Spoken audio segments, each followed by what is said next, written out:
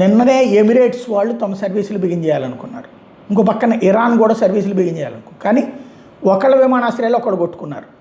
16 విమానాశ్రయాలు ధ్వంసం చేశామని ఇజ్రాయెల్ ప్రకటించింది. టెహ్రాన్, ఇరాన్లో ఉన్నటువంటి రాజధాని టెహ్రాన్ ఎయిర్పోర్టుతో పాటుగా మిగతా ఎయిర్పోర్టులు ధ్వంసం చేశామని. దుబాయ్ ఎయిర్పోర్ట్ మీదేమో ఇరాన్ దాడులు చేసింది. ఇరాన్లోని సైనిక విమానాశ్రయాన్ని ఇజ్రాయెల్ ధ్వంసం చేసింది. వరుసపెట్టి విమానాశ్రయాల ధ్వంసం అన్నటువంటిది నిన్న పెద్ద ఎత్తున జరిగింది. దాంతో ఇవాళ మళ్ళీ గల్ఫ్ దేశాల నుండి ప్రారంభమైనటువంటి విమాన సర్వీసులన్నీ ఆగిపోయినాయి.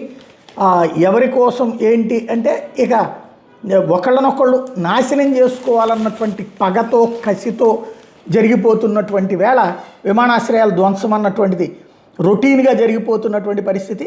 వారం రోజుల్లో ఇరాన్లో 3000 పైగా బాంబులు వేసామని ఇంకో పక్కన అమెరికా చెప్పుకొచ్చింది. నిన్న రాత్రి కూడా ఎడతెరిపిలేని బాంబులు వేశారని మనం మాట్లాడుకున్నాం. దాదాపుగా అక్కడే సైనిక ప్రధాన కార్యాలయాలు, క్షిపణి కేంద్రాలు, ప్రభుత్వ కార్యాలయాలు వంటి వాటిన్నిటిని ధ్వంసం చేయడం ఒక ఎత్తు. ఇప్పటికీ ఇరాన్లో అధికారిక లెక్కల ప్రకారం 1132 మంది చనిపోయారు. అదే సందర్భంలో ఇరాన్ ఇజ్రాయెల్తో పాటు గల్ఫ్ దేశాల మీద తీవ్రస్థాయిలో పెద్దాడులు చేస్తుంది. దుబాయ్ విమానాశ్రయం మీద మరోసారి డ్రోన్ దాడి చేసింది. రన్వే దగ్గర బయలుదేరాలనుకున్నటువంటి విమానాలన్నీ ఆగిపోయినాయి.